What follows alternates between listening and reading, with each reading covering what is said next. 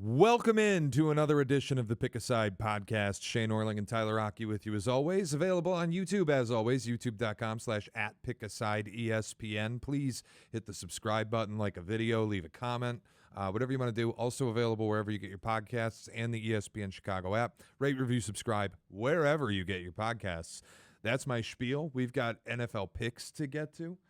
We are starting 1-0. Hell yeah. Shout out the Bengals. What a win. Outright winner last night. I'm going to be proven right on the Steelers eventually because I'm going to tell you right now, that Steeler defense is awful. I think part of it was Joe was slinging the ball last night too. And Sure. he's got, the situation that he's in is perfect for what they are as a team. Yeah. He's got receivers who have great run after the catch ability. Yep. Listen, that offensive line's not going to hold him up very long.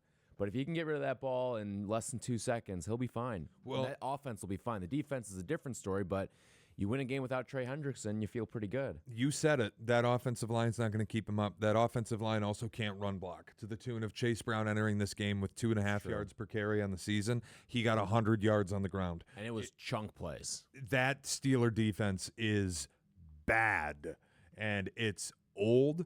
Look, I like that they kept T.J. Watt. You had to keep T.J. Watt. T.J. Watt ain't been T.J. Watt this year. No. Jalen Ramsey, you went out and bought him. He stinks. Yeah. I mean, you talk about cooked product. I know he's only 32, so people are like, that's not that old. For a DB, that's ancient. Yeah. And he looked the part. I think the Steelers are, like. But who's going to take that division? Let me pull up a number. Let me pull up a number and see if it's valuable. You think the Steelers defense is bad. The Ravens defense ain't all that. I know. It's even worse. But at least on the Ravens side of things, I can sell that they will get healthy. Like they will get Roquan Smith back. But even with all those guys, they were terrible. Jair Alexander's awful. It ain't Baltimore. Maybe you want to try to talk yourself into Cincy, but that's the only team I think that you could feasibly bet on right now based on odds. Baltimore's plus 135 to win the North. That's crazy to me. That's insane. At 1-5. But it's also a reflection of what the market thinks the Steelers are. They think the Steelers could lose to Baltimore twice. That's what they're telling you. Lamar will get healthy. The defense will get healthy. You're 1-5, so you're winning that division at 9-8, is what you're telling me. Maybe. Have you looked at the Steelers' schedule? I've not, no. But I know the crossover, you get the NFC North, and then who's their AFC? I'm going to run this through because I think 9-8 is still, even 8-9 is in play here. They get the Packers, then the Colts, then the Chargers on the Colts game in Pittsburgh. Okay. Then the Chargers on the road, Bengals again, Bears, Bills, Ravens, free space with the Dolphins, Lions, Browns, Ravens. The thing that I'm like looking back on this game, if this game was played on Sunday or if this game was played in Pittsburgh, it's a totally different result. Maybe.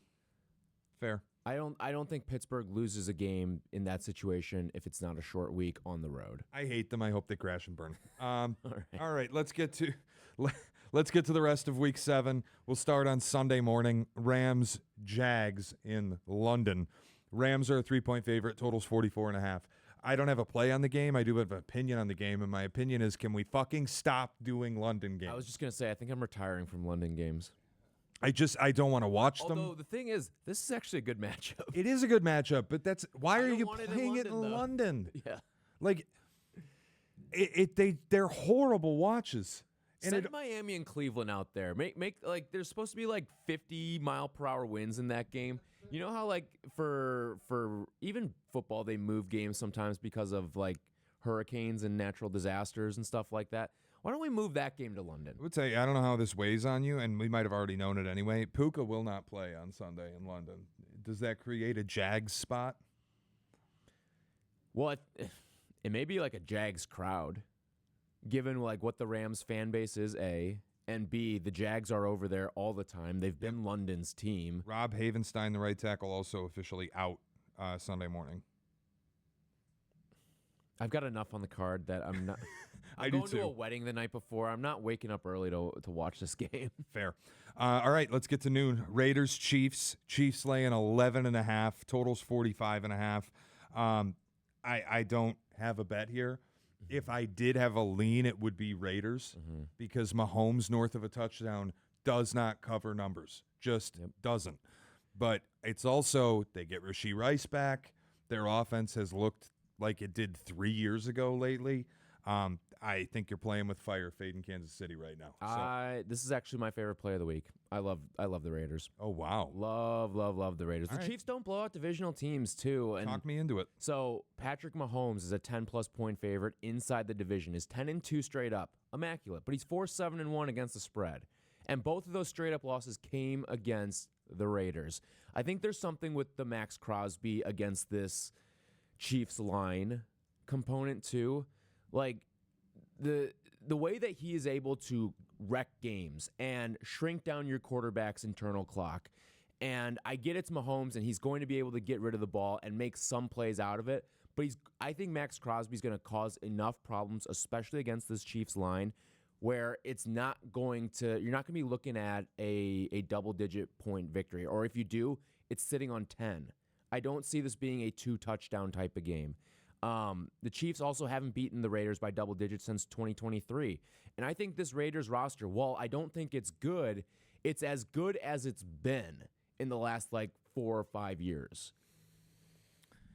Is this a bit of a sell high spot that the Chiefs 2 weeks ago were dead and now you're laying 12 points in the division? You could talk me into playing this. I have 6 bets. I'll go through the rest of the card. I feel pretty good about some other stuff. I just didn't feel good enough. I obviously agree with the side that you're playing. When I saw the matchup that this was on the schedule for this week, I hadn't seen a line yet. I was like, I hope this line isn't a shrunk down divisional number where it's sitting at 8.5 and it's just a weird divisional number. And then when I saw, I was like, please be at 10 or greater. And I got 11.5, and I love 11.5. And I wouldn't be surprised if it gets to 12 or 13 at some point too. I do think 12 is you're talking about covering 12 points. I think it's a little outrageous for a Chiefs team. And even you get Rashee Rice back, but he hasn't played in 6 weeks. I don't care how many sleds he's pushed. It just maybe by the end of my card I'll add it. But like I said, I got 6 games I'm looking at that I love. So I'll go through the rest of this, and if I feel like I need to add something, I'll add Raiders. Dolphins, Browns, this is one of the games that I love. Mm-hmm. And it's a clip your nose play. No matter which side you play here, by the way, you are clipping your nose. Right. But weather is going to be a factor. 60-mile-per-hour winds, might be raining pretty hard. It's like a nor'easter that's running through Cleveland. I know Tua don't play well when the weather gets bad. And I know Myles Garrett is going to be bearing down on Tua. And I don't know if Tua is going to finish this game. And that's not me being rude. It's just the way you have to evaluate it. I also know Tua called out his team for not showing up to meetings. It sounds like people on that team aren't too happy he did that because he had to apologize for it. I think the Browns defense is good, and now they've been back in the country for a couple weeks. They're playing at home. They're back with the dog pound. Not that the fans give a shit. This is a Cleveland spot. Yes. You got to lay the wood. Love it. Cleveland's got the 3rd best rush defense in football right now, and Miami has the worst rush defense in football right now. And you brought up the wind. Guess where this game is going to be played? On the ground. Yep. You're basically removing the part that concerns me the most about Cleveland, and that is the rookie quarterback who has had probably one of the more bizarre starts to a career, makes his first start in London, veteran quarterback traded the week after. You've got a lurking quarterback who was drafted in your same class who seems like is looking to stab you in the back at any point here in Shedeur Sanders as well. I love Cleveland in this game too. And Miami's rush defense isn't just bad and the worst. It's the worst by 12 yards. The Bears are the 31st rush defense. Their rush defense is 12 yards better. That is insane. And I just think Quinshon Judkins has had a nice little start to his career, and you can throw Dylan Sampson out there as well. I think you've got a versatile stable of backs, and I think Cleveland's just going to run the ball much better than Miami is. Yeah, I also think Mike McDaniel's begging to be fired. It just feels like he's ready to go. He knows the writing's on the wall. Like, just put the mercy bullet through this guy and let him be free. I think it's hit that point. When Tua says what he said on a podium last week, the quit factor at Miami has never been as high as it is now. Obviously, Tyreek Hill's out. They don't run the ball well. Everything you just said is true. It's got to be Cleveland. Yeah. Saints, Bears. I would love to open the mic here and tell you I have a Bears bet. I don't. And I actually think it's Saints or pass. Yeah.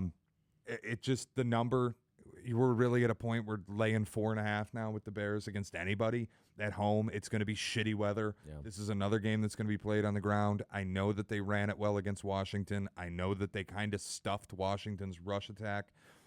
I don't really buy that that's going to just happen again.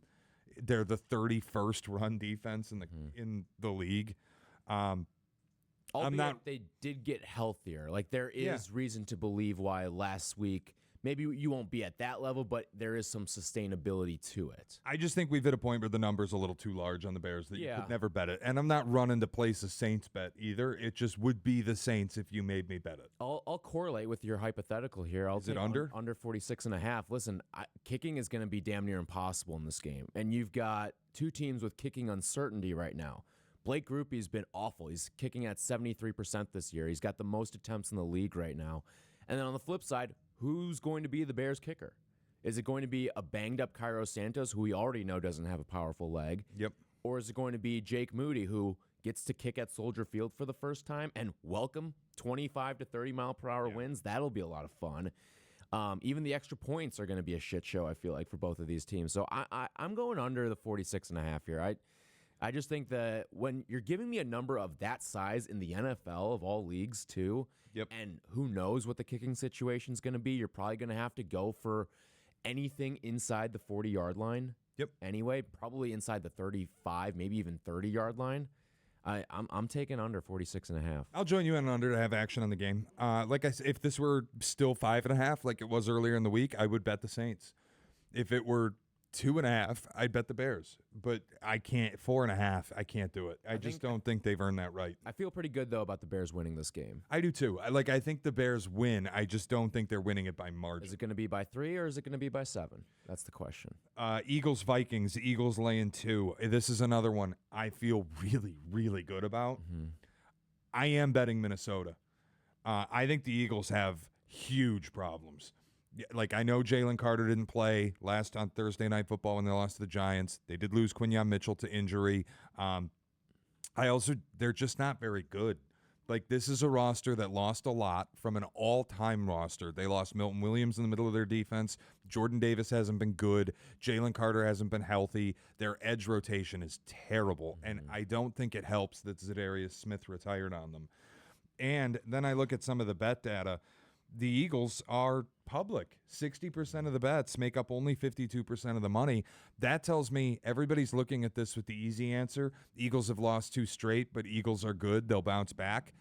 I'm a little more discerning here. I don't know that the Eagles are very good, and I don't think that they should be going on the road and being favored over anyone. Because, fun fact, they've been outgained in every single game that they've played this year. The Cowboys overperformed in the opener. They won against the Rams on a fluke play, a blocked kick. They won against the Bucks on a fluke play. They had a punt return blocked for a touchdown. Like, there are elements of luck that carried them to 4-0, and now they're paying the tax on we can't survive being outgained every single week. And they didn't just lose to the Giants. They got their ass kicked by the Giants. Now you go on the road to the number 1 defense in football with a quarterback who, instead of throwing it 20 to 25 times like he should, has had to throw it 35 to 40 times because, another fun fact, their offensive line isn't good. They can't get push. They're generating the fewest yards before contact of any team in the league. And Saquon, he looks like he did the final year in New York. He doesn't look like the guy who had all the runway in the world last year. I don't buy that there's a bounce back here for the Eagles. I'm betting the Vikings. Yeah, you're giving me the Vikings as a home dog off a bye as well. And I get that the Eagles have the Thursday night extra window here, so it's like that mini bye that they like to talk about. But You're talking about a team that's licking their wounds from Thursday Night Football still. And if Minnesota, we know like Carson Wentz or J.J. McCarthy, whoever ends up playing quarterback in this game, like Minnesota's going to need to run the football. And they've got the stable of running backs to be able to run the football. And I think to be able to run the football effectively. I like Minnesota as a home dog as well. All right, beautiful. Carolina going on the road to New York, the Meadowlands. Carolina's laying 1.5, taking on the Jets. I like Bryce Young at home. I don't like Bryce Young on the road. Yeah. I'm not going to bet the Jets. I'm just also not going to bet Carolina. It's not a game I'm dying to watch. Yeah. I don't know that you'll see this on Red Zone a ton. I'm good.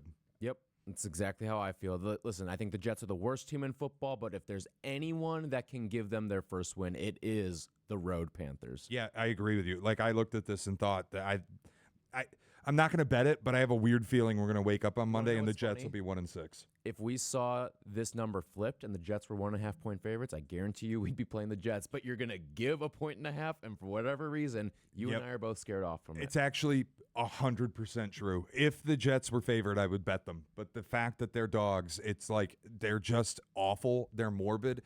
Frankly, I have touched the stove on the Jets too many times to continue touching the stove on them.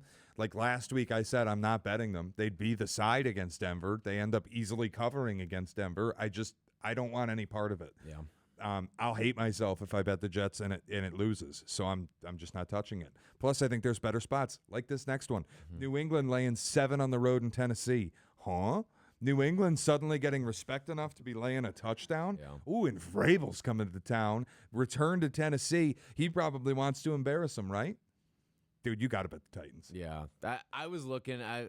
You got to bet the Titans. The Titans are a hard lean for me. Talk me into it because I'm leaning your way. I think this is a really big emotional spot where you always okay, I'll use an example. Brady returns to New England when he went to Tampa to play a bad New England team that had Cam Newton at quarter, or maybe it was Mac Jones then because it was his second year. It was Mac Jones. Mac Jones is the quarterback in New England. They were okay, but offensively and at the point that they played him, they weren't very good. New England should have won that game.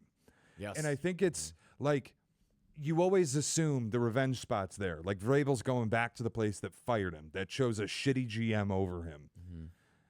He probably does want to kill them. He probably will have his team ready to go, but these high emotional spots, I think so usually don't go the easy way where you're like, oh yeah, Vrabel just murders them. And look, if the Patriots can cover this number, it won't be because Vrabel wanted to drop his sack on Tennessee. It will be because Drake May is an elite quarterback. Yeah. But I'm also just naturally a skeptic where I thought New England had a chance to be good this year, and I think New England wins this game. Do I think that they deserve to be laying 7 points right now? I think you're getting inflated numbers because of what they did to the Saints. Like, think about this just for a minute. The Saints are how many points better than the Titans? Maybe 1 or 2. Okay. The Patriots were laying 3.5 in New Orleans last week. And they won the game by 6 and very easily could have not covered despite getting lost that game. Despite getting an MVP performance out of their quarterback, they could have lost on the road in New Orleans. You think New Orleans is maybe 2 points better than Tennessee. So why has the spread gone up 3.5 points? Yeah. I just think 7 we're losing cabin pressure. Yeah. And the other thing is Earth is betting New England.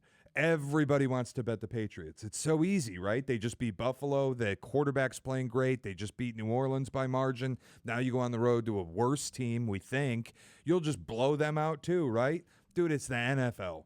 Like, you got to be willing to bet on shitty teams sometimes. Yeah. And I'm not sitting here telling you Tennessee's going to win, but I also don't think New England's earned the right to lay touchdowns. So I'm betting Tennessee. Yeah, and Tennessee, you get the new coach bump as well. Mike McCoy's in there. Great point. And the other part of it, too, is usually when you get these new interim coaches, it's some guy who's being thrown to the wolves. Mike McCoy has done this before. You can say whatever the hell you want about what he was when he was with the Chargers, when he was their head coach, but he at least knows the process, the ins and outs of being a head coach. Yeah. So I'm with you. Let's also not forget they played Denver tight early to start the year. Yeah. They played the Rams tight. They played the Colts at times. Like the reason they lost to the Colts is not because Brian Callahan was an idiot at halftime, but it certainly didn't help things. And I just like Brian Callahan sucked. He was horrible. The in-game decision-making, the fourth down decision-making, end of half process, it was all terrible. Yeah. I actually think you can talk yourself into not just a new coach bump and like a renewed energy, but also you're getting an upgrade at decision-making.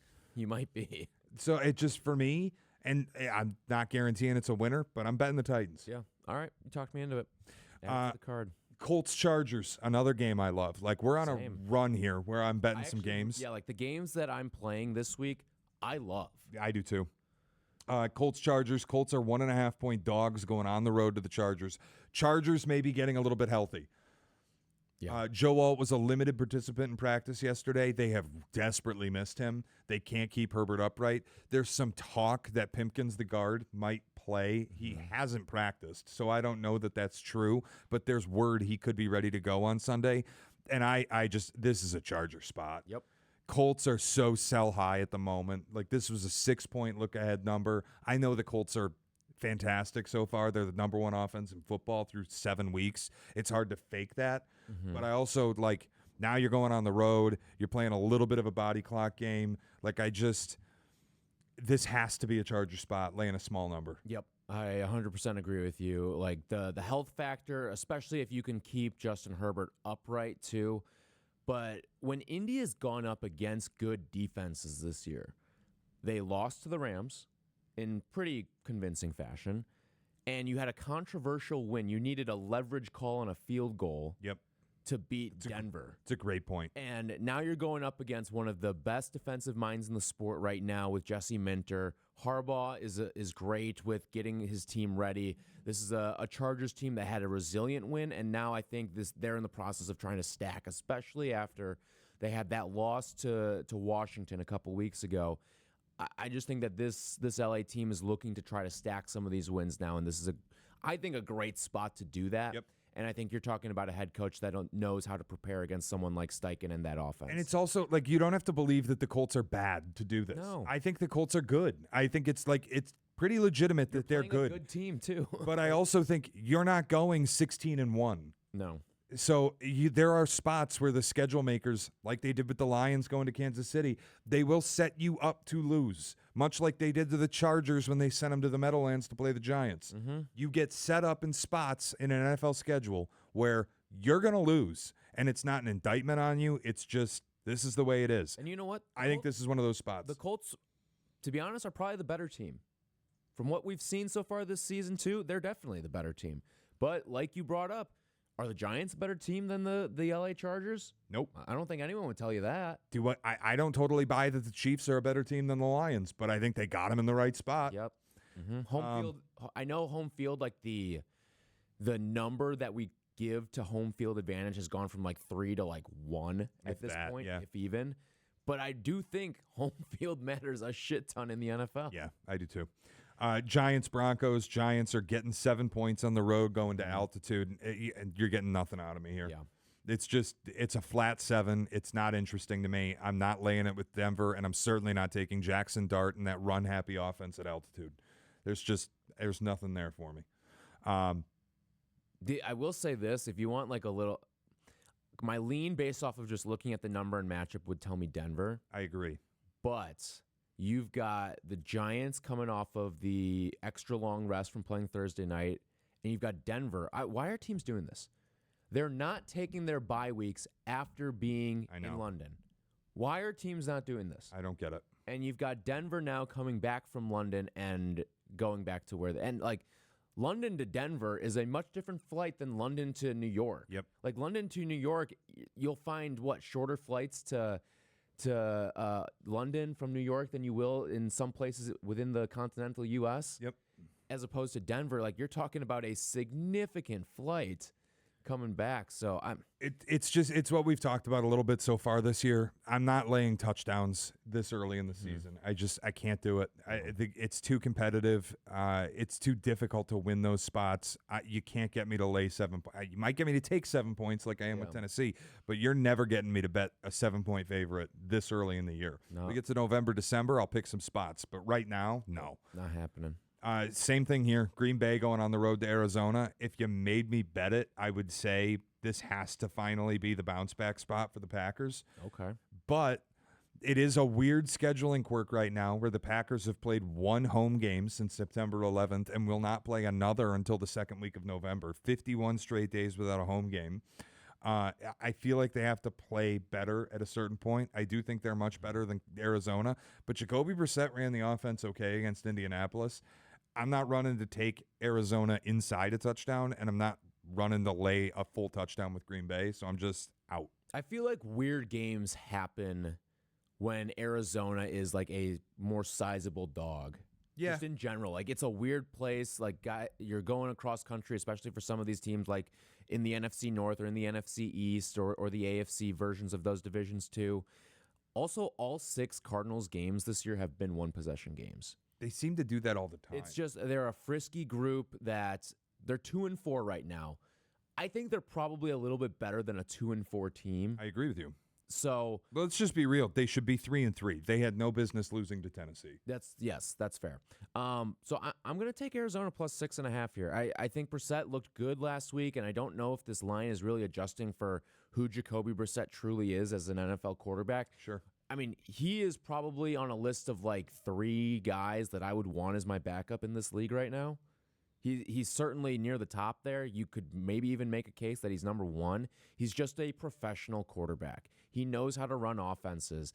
And for as much as we love the Green Bay defense, I don't know what the hell we're going to get out of this Green Bay offense. In a game like this where you've got Jordan Love in a foreign environment, like who knows what the hell is going to happen there. They could turn him over a couple times. I don't love it when Jordan Love goes up against defensive-minded head coaches either.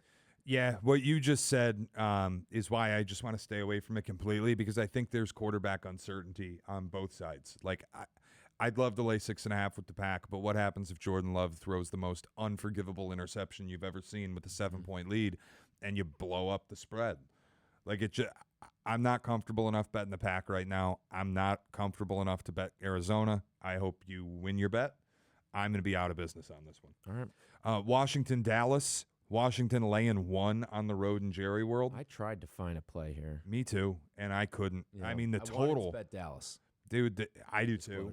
But the total is insane. Yeah, I mean, this is as high. This is like the peak NFL number that you can get. You will not see bigger than 54.5. 54.5 is outrageous.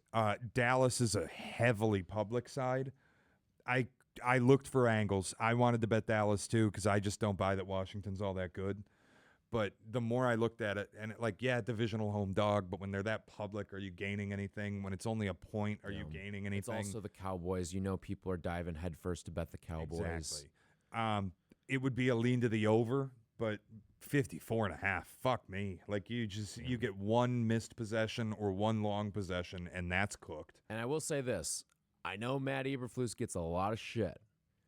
But one high-powered offense that he did lock down last year was Washington. It was this one.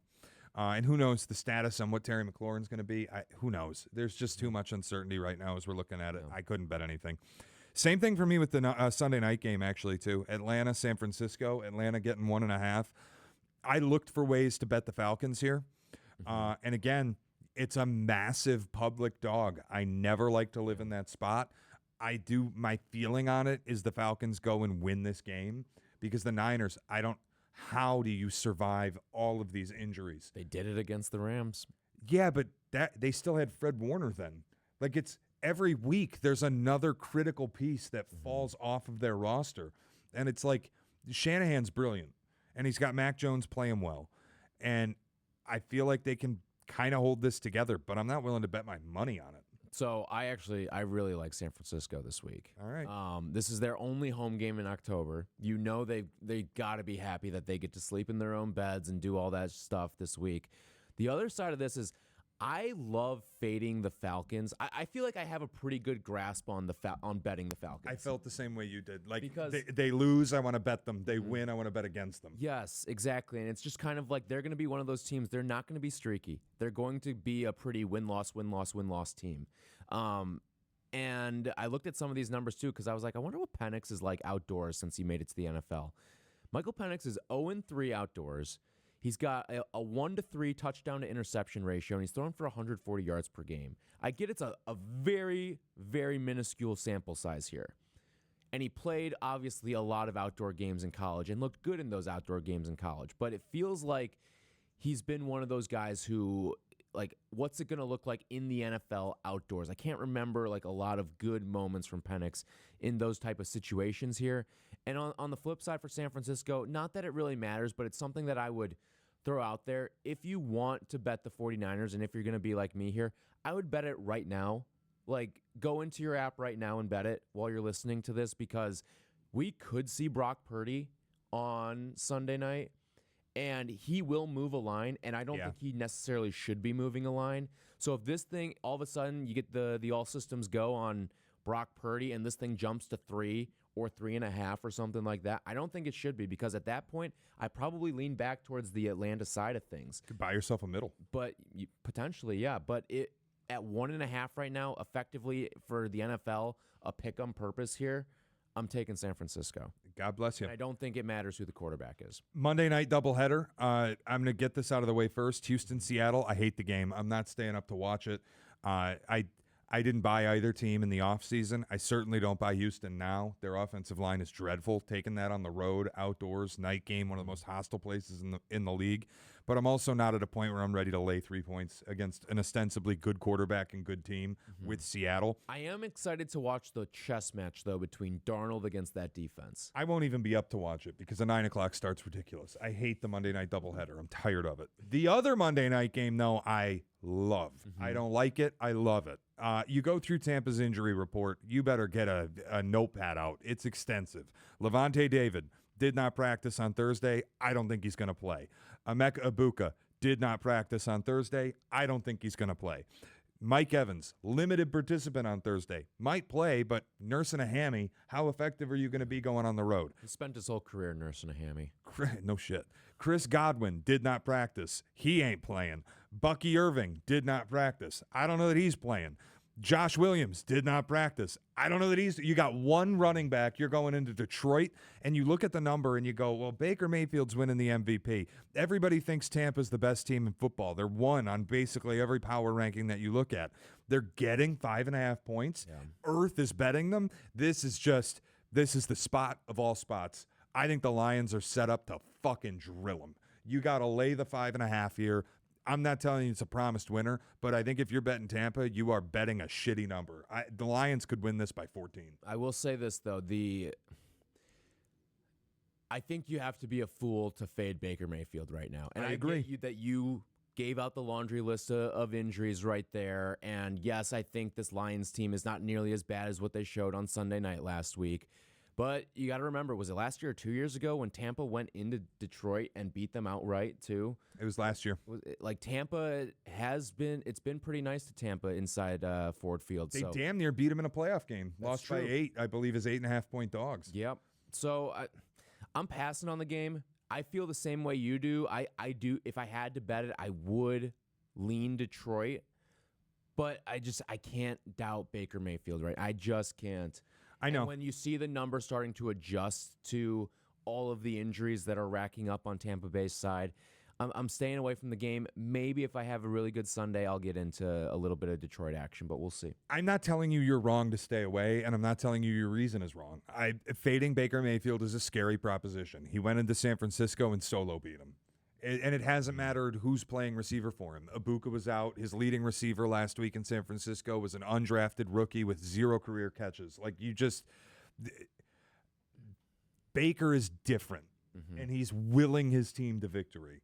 But I also think that eventually that runs out too. Here's what I would do. If I get beat by Baker, I'll smile because I got my MVP ticket. Got the MVP ticket. I would say this. Watch for this game to get a live number, maybe.